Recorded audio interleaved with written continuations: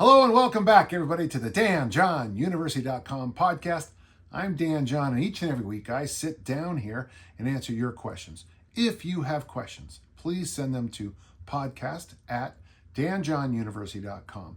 I do my best to answer each and every one, and if you do have questions, send them to podcast@DanJohnUniversity.com. It's much easier for everybody if you do it that way. Well, this is episode 260. And I've been traveling a lot, and it's nice to be back in the chair and answering these questions. Recently, I came out with a book, The Armor Building Formula, available at danjohnuniversity.com/bookstore. And a lot of questions have come up on the barbell programs that are in the book. Now, the armor building complex was built as a finisher for a kettlebell workshop. It's 2 double kettlebell cleans, 1 double kettlebell press, 3 double kettlebell front squats. Not everybody has barbells. Not everybody has double kettlebells. And so in the book, I answer questions about doing it with single kettlebells, doing it with uneven kettlebells. People ask me in the questions below if you can do it with dumbbells. I'm sure you can. But I also included the barbell formula because I really do think that to gain muscle mass, a lot of us have better access to barbells, which can get heavier and heavier and heavier, versus kettlebells that do seem to tap out for a lot of people. Also, the reason I included the barbell is that's where I started. I'm a barbell guy from 1965. That's when I first started training on a barbell. And I first saw a kettlebell in 1974 at the College of San Mateo, when the Soviet hammer throwers were training, which is kind of funny when you think about it. And then I started training with kettlebells probably in the late 90s, early aughts of this millennia. But I'm still a barbell guy, and so I included an exercise in the workout called the continuous clean and press. This is an exercise you can find in the Bosco books by Harry Pascal. It was the standard warm-up when I was young. Guys would come into gyms, pull a barbell off the rack, they're all iron, one big piece, and do clean and press, clean and press. Well, questions have come up about how to do it. So I made a short little video, and the first method I show is doing it from the floor. This is how I learned how to do the big lifts when I was in junior high school. The bar always went to the floor, and you clean and pressed it. Downside is a little bit more technical. And I got to tell you, that barbell, when you do the clean and press, like the snatch and the clean and jerk, it goes from the floor to locked out overhead, and it can be exhausting.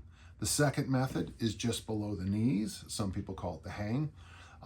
So you just slide the barbell down just below your knees, clean and press, clean and press.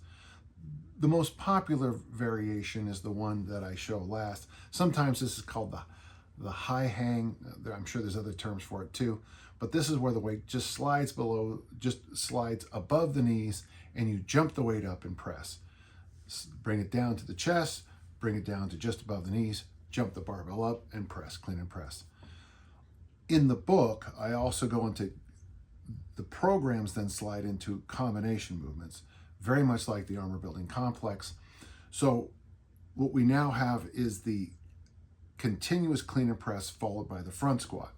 So you clean and press, clean and press, clean and press, as many reps as it calls for the workout, bring the weight down to the shoulders, and then you front squat. In the demonstration here, I'm only doing a double, and that's just, because that's one of the workouts in the program. Immediately after, I put the barbell down and I do a set of curls, which is also part of the program. I got to tell you from the heart that if you're doing the continuous barbell clean and press, followed by front squats, put the weight down and do curls, you got yourself a nice little lifting program. So there's an example, and I hope it helps you. Thank you. Okay, now let's get to the questions. We have a question from Aaron, or as everybody who watches TV now says, AA Ron. I'm a 42-year-old father of 2, and I've been training with kettlebells for the past few years. I love the variety and efficiency that provide in a small package. Aaron, when I was your age, I noticed the same thing. I had 2 daughters. We were, when I was 42, it was just before they went into middle schools. They were in elementary, and it was a full-time job, carting around to things. So I like the simplicity and the ease of storage. I have an old injury that limits my overhead motion on one side, so the press can be a little challenging for me, especially as I begin to go up in weight. Would it be workable to substitute dumbbell bench presses for the kettlebell military press for most workouts? The motion of benching feels better on my shoulder than going overhead does. I would also, just before we even start on the answer question, Aaron, don't ignore the kettlebell bench press. Because it's hanging down the hand like this, you can get your thumb into your armpit and get a great stretch here. One of my standards from my high school, so for my international people, that would be basically 13 to 17, 13 to 18-year-old athletes, is I expect my male athletes to be able to bench, one arm bench, the 32 kilo bell for 5. And I honestly think that's a better way to test bench presses for the high school athlete than the actual barbell bench press. So you should feel good about using either the dumbbell or the kettlebell on this. My friend, the late great Lane Cannon, we used to do dumbbell bench press workouts together because he really thought it was a superior way to, look good, feel good, move good. And one of the things about Lane's gym, which I always loved, is he didn't have any dumbbells that matched. And at first I thought this was a bad thing, but later when I trained with him, it was like, no, it actually makes great sense, because we would do 105 pound on one hand and 85 on the other. And the next set, you switched it. And that's why I'm such a believer in uneven kettlebell training, because of the benefits that we got from that. You do learn a lot about control.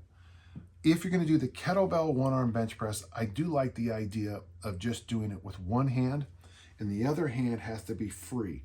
Don't hold on to the rack, don't hold on to the side, And the reason I like that is because as that weight comes down and the load, it's physics now, it's pulling you off the bench, your whole body has to react, tighten up, knit itself together to stay on the bench and press back up. So the one arm bench press with a kettlebell, and I'm sure a dumbbell too, really quickly can become a full body exercise, and you have to do it to appreciate it. I know a lot of people have shoulder, elbow issues. So whenever I hear somebody do something smart like you're doing here, Aaron, and you find a variation that's pretty close, that works for you, and you do it, I think that's a good idea. As I slide through my own career and the injuries, and the issues that show up as you move along, and I'm proud to announce I'm a grandfather of 4, and as a grandfather of 4, I don't lift as well as I was when I was the father of 2, and I certainly don't lift as well when I was in my 20s and 30s.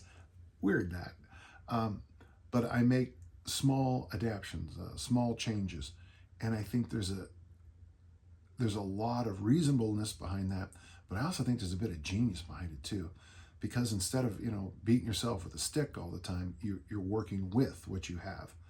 Aaron, I salute what you're doing. I would love it if you would, over time, because you're only 42, so I'm well over 25 years older than you. Those shoulder issues, deal with them now.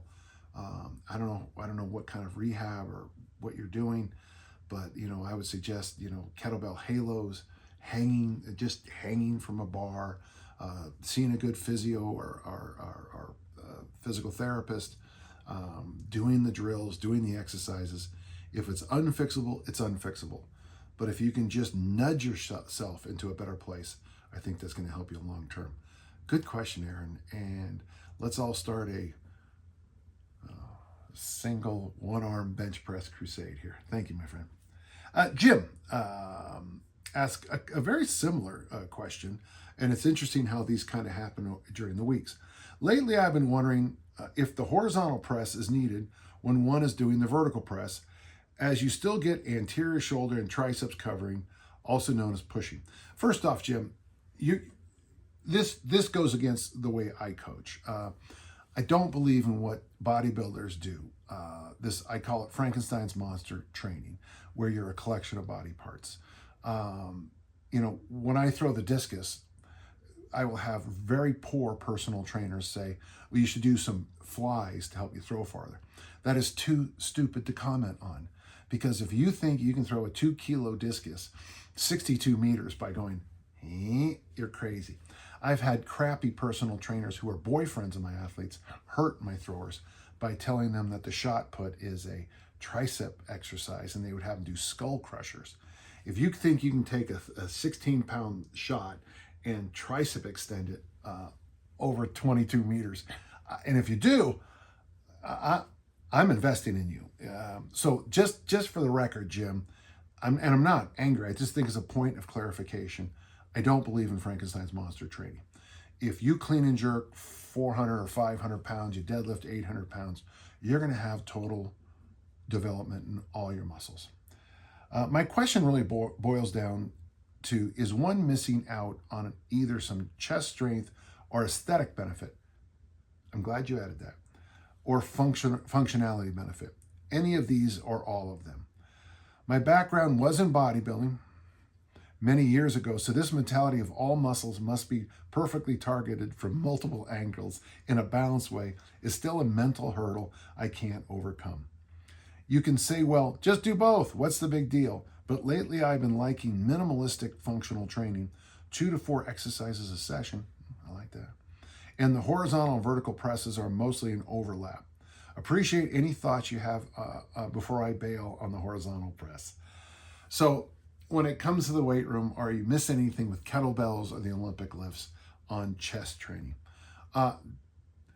The interesting thing, and just as a personal insight, when I was in college at the Utah State University, which at the time was world-renowned for discus throwing, humbly I say that, because of Coach Mott, actually, I would go to track meets, and I would actually have people talk about, my California friends would say, wow, you're really swelled out, your chest looks better. And I remember thinking, well, all I've been doing is snatch and clean and jerk. But when I got stronger, my whole body responded. True, my senior year I did add benches again, only because, frankly, I got bored of just doing snatches and clean and jerks. And that's a true story. Are you truly missing any development? I believe, and this comes from John Jerome's great book, Staying Supple, that the body is one piece. Having said that, you made an important small line here and there. You said aesthetic benefit. So for the aesthetic benefit of having a certain way of looking, there is a value to horizontal pressing. I acknowledge that. In my standard go-to program, the Southwood program of power clean, military press, front squat, and bench press, you do cover both. And honestly, if you're only going to do 4 exercises, that's not a bad 4 to pick. I'm sure there's, whenever you do something, if you could only do 1 exercise, what would it be? You hear that all the time at workshops, so that would do. And I always make up some really ridiculous thing just because, what's the phrase? I'm a jerk. So I would say for the benefits of looking good, I agree. Greg O'Gallagher in his bodybuilding programs, and they're all based on like Adonis and Superhero and things like that. He's a big believer in the incline bench press. And of course, I saved up a lot of money as a child after I had my own barbell, terrible one. And then I stole every plate in the neighborhood, lifting plate in the neighborhood. And then I worked for a year mowing lawns so I could buy an incline bench press. So if I'm going to give you an idea where you can kind of sneak the 2 in, taking my personal history, the insights of Greg O'Gallagher's Superhero programs, and your answer, you might want to try, if possible, the incline bench press. And I think that you might be able to find a happy place there with your minimal ideas. Good question, and thank you. We have a question from Charles. I've always had an issue with work capacity. I seem to always hit a barrier around 4 to 5 sets of any exercise. Give me 3 to 4 sets of 15 swings or snatches, no problem, but add 1 more set and I can maybe do half the reps and my form begins to suffer. I used to do some bench pressing with a buddy and I'd be able to do 10 to 12 reps of a weight, but add on 5 pounds, I could barely get 1 or 2. Interesting about that, Charles, at one time, it was considered that there was an advantage to being someone who couldn't do reps with heavier loads. I don't know where we are right now in the studies, but it's not uncommon. What's a good way to build up the work capacity, or is it the type of muscle genetics I'm blessed with? Okay, so let's just say that. Okay, Charles, let's start there. It could be the way you're raised. It could be, so, there's going to be, nature versus nurture. There's going to be some things in your DNA that will allow, there are listeners, I'm sure, who'll tell you that they can just go and go and go. I've been around, I remember doing leg extension contests. This is a long time ago, where we just see how far we could go. Because, the leg extension, when I was young, you never really had very much on the machine. They just weren't very much. So we would just see who could endure the most amount of pain, because it's such a small, it's a big muscle group, but it's a small area. And you'd want to just see how much of the burn you could suffer. We were fun kids. And certain people could just really dominate on those events. If you grew up in a situation where, you were from a farming or fishing community, and you were expected, the second you could walk to be helpful, you might have a different kind of work capacity than the rest of us. When I think about training work capacity in my gym with my athletes, I focus on basically 2 things, though there is some differences. First off, it's the loaded carry family. So when I put on a heavy backpack, generally, when I first started doing it, would be I would put in 2 salt, for your water treatment. I would buy those big salt bags. So I'd have an 80 pounds back there, 150 pound bag here, and dragging a sled. Well, when you're carrying that kind of load and dragging at the same time, I found that carried over to my Highland Games, my long sessions in the discus throw, and my Olympic lifting. So first, I would say loaded carries is a place to experiment with you trying to improve your work capacity. Then you'll notice, it's weird, because I think I do a podcast every week with Pat Flynn, and Pat's famous for circuits, clusters, circuits, complexes with kettlebells. Well, one of the things that, really is getting the buzz right now is my thing called the armor building complex, which is a complex, and you do a number of moves back to back. I would suggest to you, and by the way, in my definition, a complex is when you pick up one load and you do all the exercises with that one load and you don't put it down. So armor building complex, 2 double kettlebell cleans, a double kettlebell press, 3 double kettlebell front squats, you put the weight down, your partner goes. We have Olympic lifting complexes. I have dozens of complexes that we do for my throwers in the off season. A circuit is when you do an exercise, you move to something else, you do an exercise, you move to something else, you do an exercise. Both are great for work capacity. My thought on this question, and it's a good question, is that you might want to train with any of this toolkit I just went over. Do you want to up your loaded carries? It's a great finisher. Do you want to warm up with complexes? My book, Mass Made Simple, it's kind of funny to think about it. In Mass Made Simple, the first thing you do is complexes. And the response I get from most people is, I couldn't believe how hard the complexes were. And then the workout finishes with all this stuff in the middle with high rep squats. If you decided to do Mass Made Simple for 6 weeks, I'm wondering out loud if that would help with your work capacity on some of the other things. So loaded carries, complexes, and then if you're in a gym setting that will allow it, or you have a local park course, or you even want to just set up some kind of thing in your own home gym, circuit training, when you go from exercise to exercise to exercise.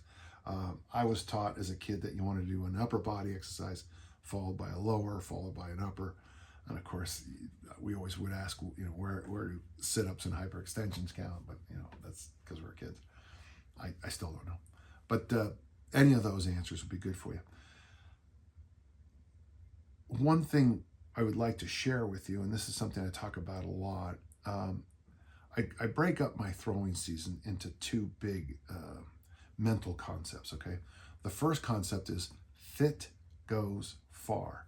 So in the deep off season, and as I'm speaking, we're still in it, I want my athletes to do lots of complexes to warm up. And then we do circuits. And then we have an ab circuit that we do. And then we have loaded carries that we do.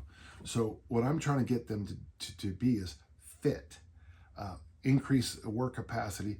Love to see some decreased body fat if that's needed. Some increase in lean body mass. That's always wonderful. My God, if you can increase your work capacity, lower your body fat, and increase your lean body mass all at the same time, it's a good program. And that's what we strive to do in the off season. As the season turns, the phrase becomes smooth goes far. And that's when we try to, kind of like Michelangelo with a statue, we start getting rid of all the excess in the techniques, their shot, their discus, their hammer, their javelin, or whatever the event is. Get rid of all the ugliness, smooth it out until you have this finished product. Next year, we go back to that. I guess my point I'm trying to make on this is that if you set aside a time to get fit, to increase your work capacity, to do all these things, and then you kind of fold your arms and then you go do something else, that stuff seems to stick a while. Work capacity training, in my experience, stays around. Sadly, max lifts don't seem to stick around very long. The day after a weightlifting meet, I can't even think about touching the bar. Back in the day, I could have no more. So I think that's a good answer for you. If you try it and you have some success, would you let me know? And if it doesn't work, well, don't let me know, but let me know either way, okay? Thank you. Great, good, very, very good question. We have a question from Wyatt. And Wyatt's question is something that comes up a lot. I'm certainly not an expert in it, and I'm not sure anybody is, because it's a strange combination of things. The United States military has standards, everybody has standards, but this is something I want to respond to, maybe the last time ever. I'm applying for a job in law enforcement, and I need to take a physical fitness test consisting of max sit-ups in 1 minute, a 300-meter sprint, why 300 meters, max push-ups in a minute, and a 1.5-mile run, each with a 5-minute break between events. How would you approach training for this test? Well, I'm going to tell you one thing first. You got to do sit-ups, you got to do push-ups, you got to sprint, and you got to go for a run. I mean, who's shocked by what I just said there? But one of the things I think a lot of people miss is they don't use a smart approach. So one of the things I'm going to recommend to you, and I don't want to go through 100 examples on this, but I think at least 2 or 3 or more days a week, you should do those 4 events, but not the events as they're written. When I get people ready for the RKC Snatch test, we do 100 reps in the Snatch almost immediately, but not with the 24 kilo. We might use an 8 kilo. Heck, if you're really deconditioned, it might be a 4 kilo bell, because you got to get the sense of that 100 reps. So when I look at something like this, I would train like a track and field athlete to this. With the sit-up, don't go for 1 minute all the time. Certainly, get yourself a standard. Okay, try it out, see how many you can do. Make sure it's perfect. If they insist on the fingers interlaced and they're behind the head, practice doing them all. But I would also do some other things too.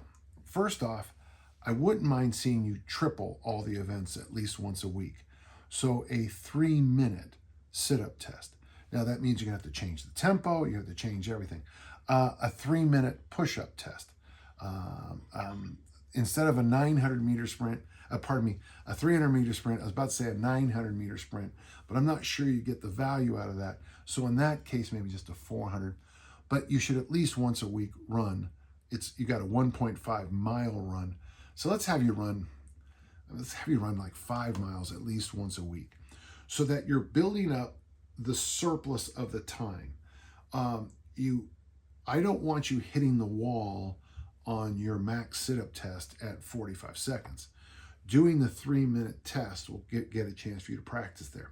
Now, so 1 day a week, I would say extend yourself out in the testing period, and just there's there's no rhyme or reason on how many reps or anything, but it'd be nice to see you nudge those numbers up, okay? The other 2 or 3 times a week you train, I would practice accumulating the reps up. So instead of a 1-minute sit-up test, do like 3 to 5 rounds of 20 seconds. So on your marks, get set, go. You do as many sit-ups as you can in 20 seconds. Rest as long as you need. Walk around. Try it again. Try to figure out ways to get more sit-ups in less time, so to speak.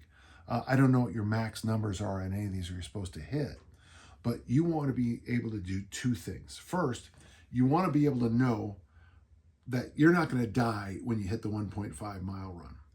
You've got that 5-mile run surplus in the back of your head. You've got the 3-minute push-up test in the back of your head. And then try to squeeze out the reps in a shorter time so you're training like we do in modern track and field, where you're not just running repeat 100 meters. You're running flying 20s or flying 30s as fast as you physically can, keeping the quality up. So to summarize real quick, why into 2 sides. First, 1 day a week, overtime, over distance it, get the work in. 2-3 days a week, break it down 3 to 5 smaller bouts where you're practicing getting the speed up. On your 300-meter sprint, you could do 10 30s. You could do 10 30s followed by 2 150s. No, 5 is a little high. And then finally, okay, so there's your week load. And I would say once every 2 weeks, I want you to do one thing that's important, and I think a lot of people miss it. I want you to do the test. I don't necessarily want you to max out any of the numbers, but I want you to do, for example, let's say you do 65 sit-ups in a minute, okay? Because a lot of people get real fast. Maybe strive for 45 or 50. Rest the 5 minutes, get the 300-meter sprint in, rest the 5 minutes. Again, max push-ups, you're probably in the 40s or 50s in the 1-minute test. I don't know how strict they are on touching the ground and locking out the elbows, and that changes the time. But maybe if you're doing 45, get 30 in, rest 5 minutes, and then go for the 1.5-mile run. I'd like you to do that at least once every 2 weeks, the test. And the reason is I want you to get used to recovering from I worry about hip flexor issues and hamstring issues of doing the sit-ups, right after a 300 and then a 300-meter sprint. But that's just me. I'm not running the test.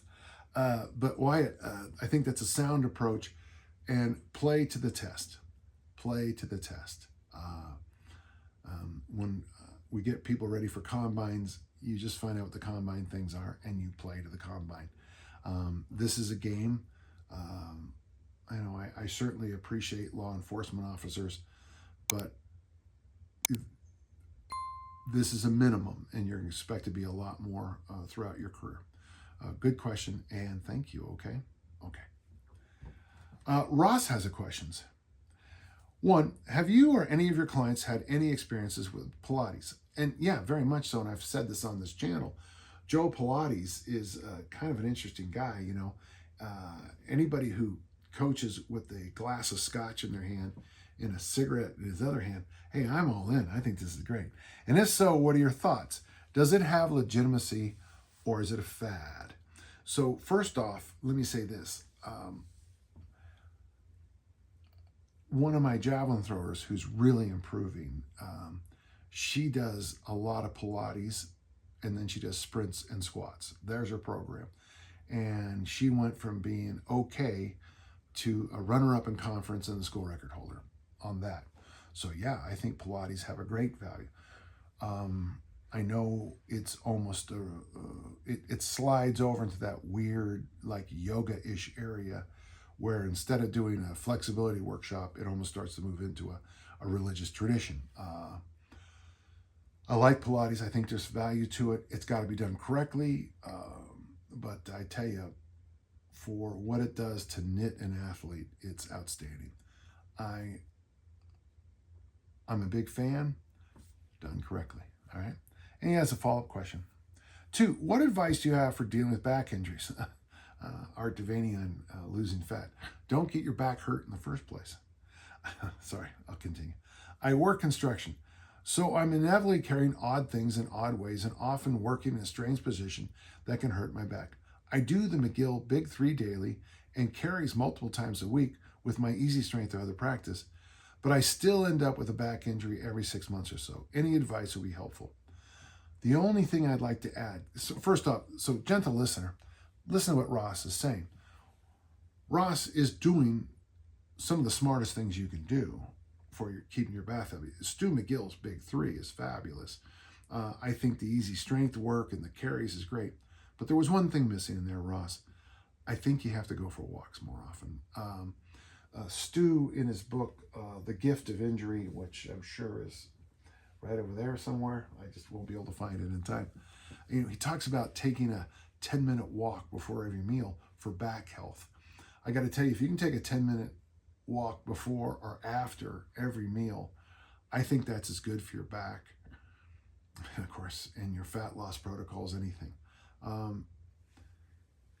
Ross, one thing I'd also like you to do is make sure, I don't know what obviously you've been seeing doctors or somebody, but one thing I wouldn't mind, 2 things. If you could get a DEXA scan to find out where you're holding your body fat, I think that might be of value. If you have a massive pot belly, and again, I'm not judging, I'm just saying, and you're doing twisting and moving, you're putting a weird strain on that lower back. But so walking, number 1, and then number 2, off that DEXA scan idea, I would like it if you really did go to a real, I like chiropractors. I like good physical trainers or physios. And of course, I also have a very good medical doctor who doesn't want me to go under the knife. But I'd love it if you got a nice x-ray and maybe even some hands-on work to see if there's like an issue. It could be as simple as walks, and maybe a monthly massage might be the answer. Or it could be something as you have a weak link and you need to work on it. Getting hurt every 6 months would make me feel like there's something there that needs to be examined, okay? And let me know, okay? Thank you, Ross. We got a question from Michael. I would like to ask how to prepare for the RKC Snatch test. Right now, I'm trained with a 16 kettlebell. I am doing, and we're not going to tell you what he's doing. When do I decrease the rest time and when to switch? Michael, if you go to my website, danjohnuniversity.com, or you go to Strong First, they have my entire RKC prep test in there. And if you're going to do a cert with me, I send that to you in part of the things. First off, he started talking about doing numbers, and I'm not a big fan of this. What you should be testing yourself, what you should be training with is 100 reps. And I use this method. I go 20 left, 20 right, 15, 15, 10, 10, 5, 5. But in truth, I never do 5, 5. I would just do another set of 10 with my left hand. When I did the snatch test, when I passed the cert, the person counting said I smiled at 18. And the reason I smiled is because I already knew I'd passed the snatch test. And she goes, well, why? I go, well, with my weaker hand, which is funny. It probably is a better way to call it. But with my left hand, I was at 18 so easily that I knew my right hand would just destroy that for 20 reps. I knew at 18 I was going to pass. I was going to get the next 82 reps without even a thought. And it was easy. In fact, I just kept going because it was so easy, which started a tradition with my group. You just keep going. I think at least once a week, you should be snatching a kettlebell weight for 100 reps. And for you, if all you got's a 16, do the 100 reps. Or if that's too hard, slide down to a 12. If you don't have a 12 or an 8 or whatever, get a dumbbell and do it that way. Just get used. You got to get used to doing 100 reps. We really push this hard. At my gym, there is a workout day where you do 3 sets of 100. That's the whole workout. And it takes about an hour and a half. because it's hard to mentally do that third set. There's all kinds of reasons. The first set happens, let's say if we're starting at 9, first set happens at 9:03. At 9:06, 9:07, the weight goes down. It was great. Second set starts not long after that. And then the last set, I have to corral them, and you have to have a chair and a whiplash, to get them back on the platform. But the thing about doing 3 sets of 100 is when you're at a cert, they say you have to do 100 reps. You're mentally like, been there, done that. So Michael, I've already written this up in great detail. I talk about taking Metamucil. I talk about packing. I talk about, not overdoing the last week of training. I don't think you can prepare for the snatch test with swings. I know a lot of people say that, but I do think you need to snatch to prepare for the snatch test. I would suggest at least 1 day a week be a snatch only workout. We have one workout where we take the bell that you're going to snatch with in the test, and you do 20 left, 20 right, 20 left, 20 right, 15, 15, 15, 15, 10, 10, 10, 10, 5, 5, 5, 5. But on those last 5s, we go up in heavier bell. So if you're supposed to do the 24, we go to the 28 or the 32. And the idea is to snatch a bell fatigued. Now, you can take an hour and a half to do this workout, and trust me, people do. But the idea is to get used to snatching in a fatigue state. So those are my theories, Michael. And all I got to say is that the application, the whole thing will be at danjohnuniversity.com, and it's the best you can do. You can also get the workout generator. It'll walk you through the whole thing. If you have further questions and you're doing a cert with me, you'll be getting an email soon. Okay? Thank you. Rick asks, interesting question. Rick, I recently finished the 10,000 swing challenge and enjoyed it very much. Thank you. It's like when someone says, I enjoyed a marathon. It's like, oh, really? You did? Huh. I enjoy monthly challenges, and I was wondering what kind of challenge you would develop for the snatch or the clean and press. Would you recommend something like that at all? How many total in 30 days? What about other exercise during challenge, either body weight or weight training? It's interesting because in my book, the armor building formula, the whole program is based on something called the Armor Building Challenge. And that's 2 kettlebell clean, pardon me. I say it so often I forget what I'm talking about. 2 double kettlebell cleans, 2 double kettlebell cleans, 1 kettlebell press, and 3 double kettlebell front squats. And the idea is to get to 30 rounds of it. And I think it's a great challenge. I don't think it's necessarily terribly hard, but it works on you. It works on your head a little bit, That's going to be 90 squats. It's going to be, 60 cleans and 30 presses. I have tried challenges in the clean and press before. It just didn't work out for us, but that doesn't mean it was bad. But the issue that always shows up is that if you're using kettlebell clean and presses for a challenge, the first question comes up, are you going to do double kettlebells or single kettlebells? And that just starts the whole thing. I do have a workout I like a lot where you take a heavy kettlebell and double 32s, double 28s, double 20s would be just fine too. And what you're going to do is this, and here's a challenge for you to build up to, okay? You do a set of 2, a set of 3, a set of 5, and a set of 10. So how long you need to rest after each, I don't know. For me, when I do the 10s, I instantly go to the next set because it's back to 2s. So the workout is a set of 2, a set of 3, a set of 5, a set of 10. That's 20 total reps. And I want you to do 5 rounds of that, bringing it to 100 reps. I got to tell you, there was a time, and I got to ask Mike Brown why I don't do it anymore. Once a week, I did 2, 3, 5, 10, 5 rounds with 24s. And I got to tell you, man, I don't know, I had to always turn my shoulders going through doors, and I had to get wider garage doors so I could enter my gym, For me, it really seemed to help me with my body composition. My shoulders got broader, my triceps looked good. You kind of, when you do a lot of presses, you sort of stand taller. So here, there's a challenge for you. Double 24s, 2, 3, 5, 10, 5 rounds, 100 reps. Build up to it and do it. Okay, I hope that's good. And for more details, armor building formula. Okay, thank you. So Phil asked a question, and it's a difficult question. It might take me a lot longer to answer than I hope. In your coaching relationships with your athletes, how far do you get into the attitudes and character traits required for peak performance? Phil, it's a very big part of it. First off, I coach now at a very academic university, and it's very expensive, and I'm a volunteer coach. So I talk to my athletes constantly about their grades and constantly about the idea that I have these 1-hour training sessions, because there are other 23 hours a day. They've got stuff to do. They've got to sleep, they've got to eat, they've got to study, they got to go to class, they got to write essays, they got to do these compilations, they got to do this, they got to do that.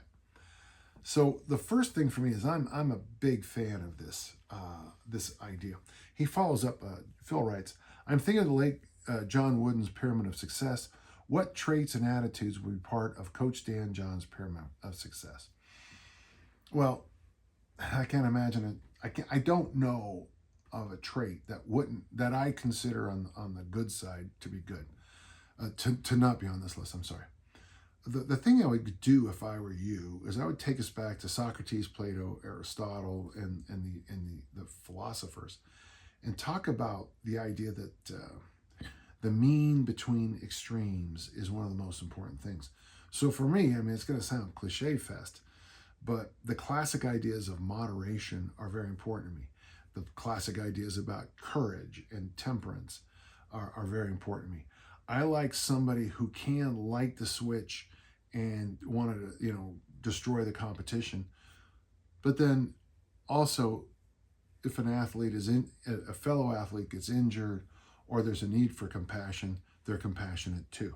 I want kind athletes. There's a gymnast named Simone Biles, and whenever I see her perform, I always think of what a great sniper she would also make. The focus that she has. And then when she's done competing, she's got this happy smile. And that's kind of what I want in my athletes.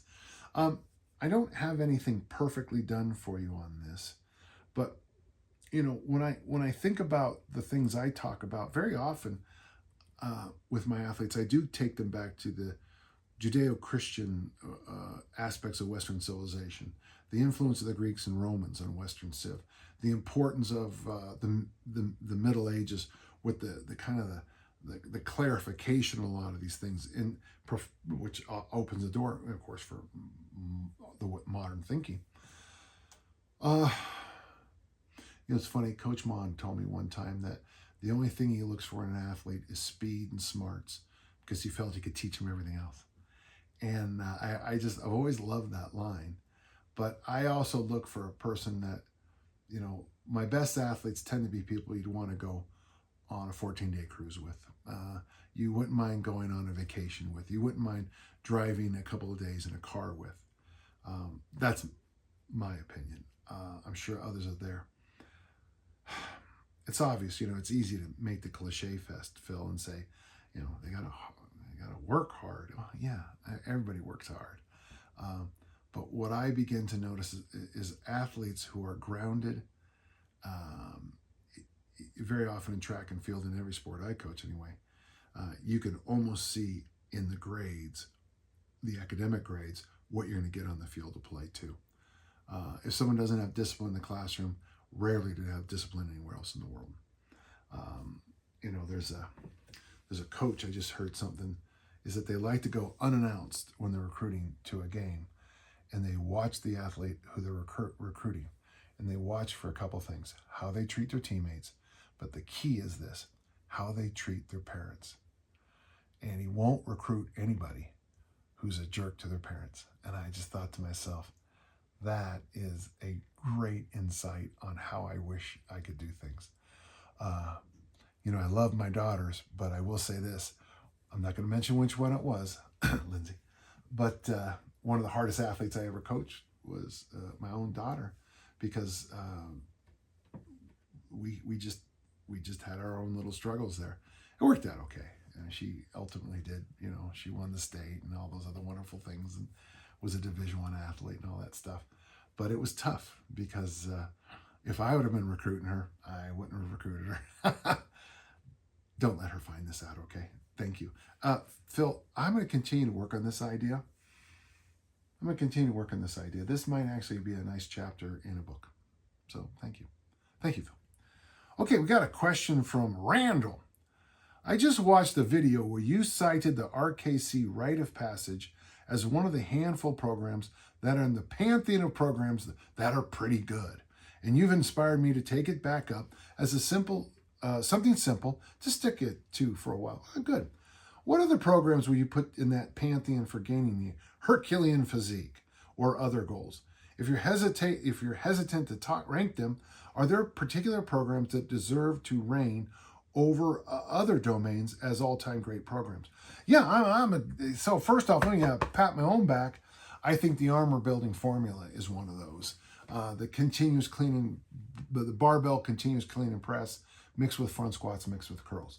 The armor building challenge plus the high rep presses. So yeah, the Rite of Passage also has that same kind of that lovely built-in undulations that go through a week. On programs that, I've always thought for a long time, weirdly, that Jim Wendler's 5-3-1 and the variations. Folks, I have no idea how many 5-3-1 variations there are, but it seems like a lot. But it's a 4-week, it's a 4-week program, and the exercises are bench press, military, deadlift, and squat. For my athletes, we shifted it to front squat. And boy, I tell you, you can make some great progress on that program. And if you mix it with walking or any other kind of training, it's a good program. I would throw in, and this isn't my program, though I popularized it, the Southwood program that I did in junior high. That's power clean, military, front squat, and bench press. And the reps are 8, 6, 4 on each. If you get all the reps, you go up a little bit next time. In our school, we just moved to the next bar, which I thought was really good. And obviously, I've written about it in depth. And the 8-6-4 by itself works 2 to 3 weeks. Then you got to slide over to 5x5, adding the deadlift, and it becomes 5-3-2. And then, of course, you just keep having to change it. Another program, as big a fan as I am of Dick Notmeyer's Pacifica Barbell Club program, Dave Turner's Hercules Barbell Club program. Now, this is just for my Olympic lifting friends, but the idea was to do 8 doubles in the snatch, 8 singles in the clean and jerk, 5 sets of 5 in the front squat, and 5 sets of 3 in the military press after a long broomstick warm-up. And you had about 30 to 40 minutes to get those 26 sets in. 26 sets. But what I misunderstood in the beginning is Dave didn't want you to be on barbell, platform attempts. He wanted those 8 doubles to be with a very lightweight. So you train yourself to get in shape for the peaking program. So if you do that for 2 or 3 months, that'll drive me crazy, but do your best. And then you slide to a peaking program. Day 1, you're like, oh, this is great. This is so easy. And that's, spurs you on for the next 8, 10, 12 weeks, depending on how you're linking that in.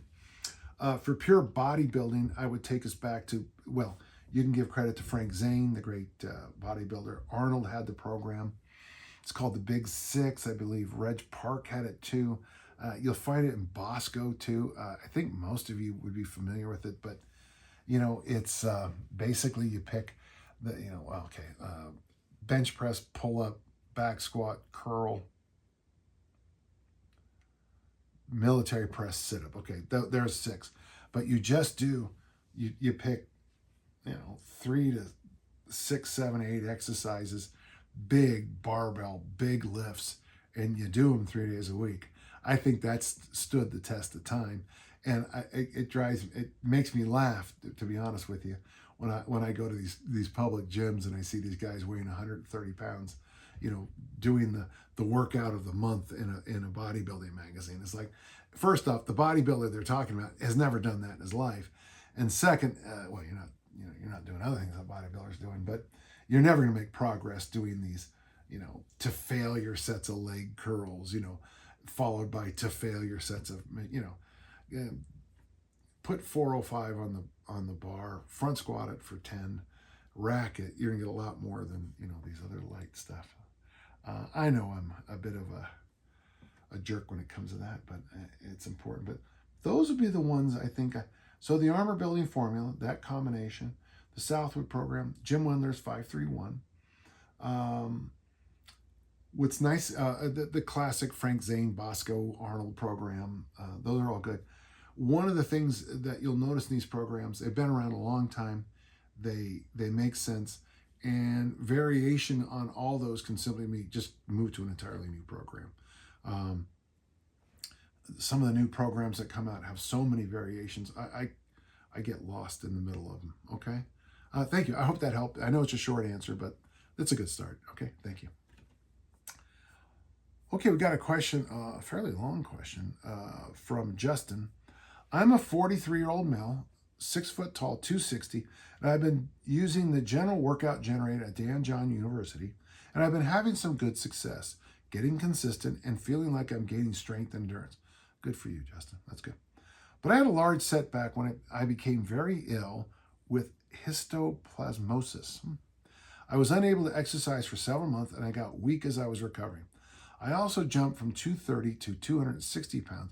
Thanks for being so honest and candid, Justin. Secondary to poor diet and lack of movement. Yeah, I think that can happen. I have been struggling to find time to consistently exercise in the last several months due to family and work commitments. We also got a golden retriever for our family that currently requires a lot of exercise and attention. I've never been walking our 8-month-old golden retriever twice a day. Oh, pardon me. I have been walking our 8-month-old golden retriever twice a day for a total of 3 miles, but haven't been consistently using the workout generator, and I have often missed a week during the month. I feel like the fat loss generator would be a great option to get my weight down if I could be consistent. But mornings are really tight with a walk of the dog and getting all of our family out the door on time. Boy, I remember those days. Would doing the fat loss workout generator 3 days a week in the evening be as beneficial as I won't be fasting, assuming I could be consistent? Or would I be better off sticking with the workout generator, the general generator? Wow. So, folks, this, for all the other listeners, this is what the real world is like.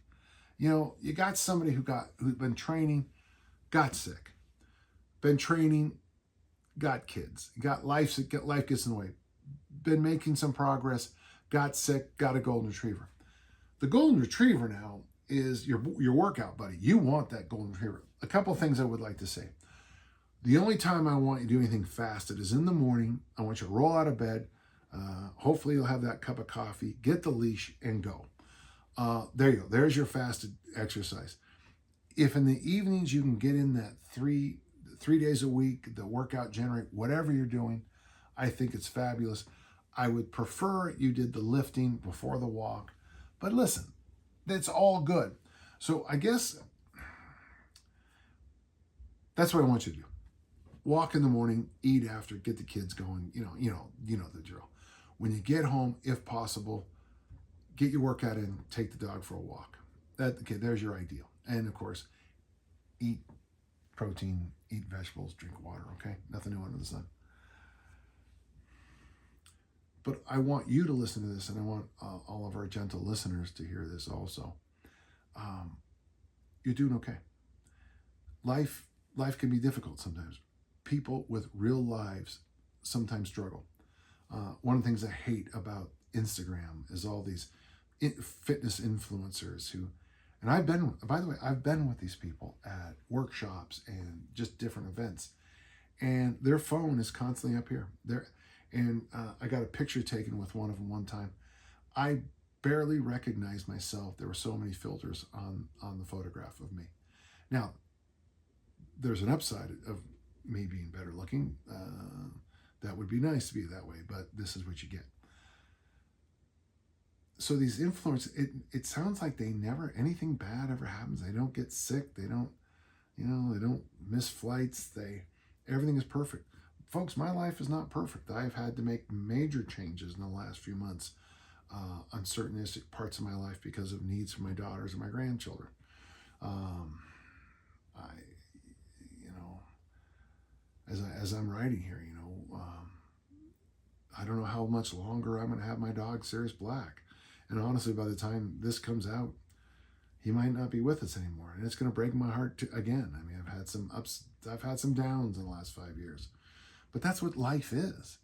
But as long as you're striving, and as long as you're trying to do, you're being a shockingly good role model to your kids. You're being a very good role model.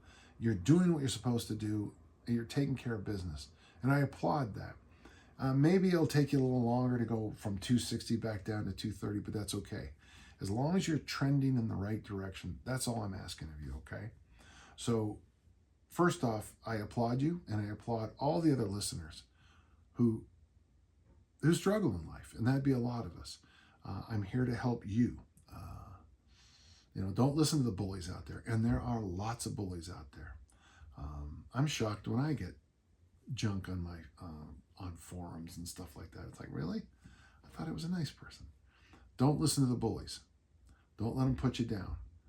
And if you're making progress, you're making progress, and that's pretty good. Remember, you're setting yourself up at, I think you're 43. Yeah, 43. 20 years from now, you're going to be 63. And all the little things you're doing now are going to be massively important then. Okay? So I'm going to cut you some slack, and thank you for a very, very good question. Okay?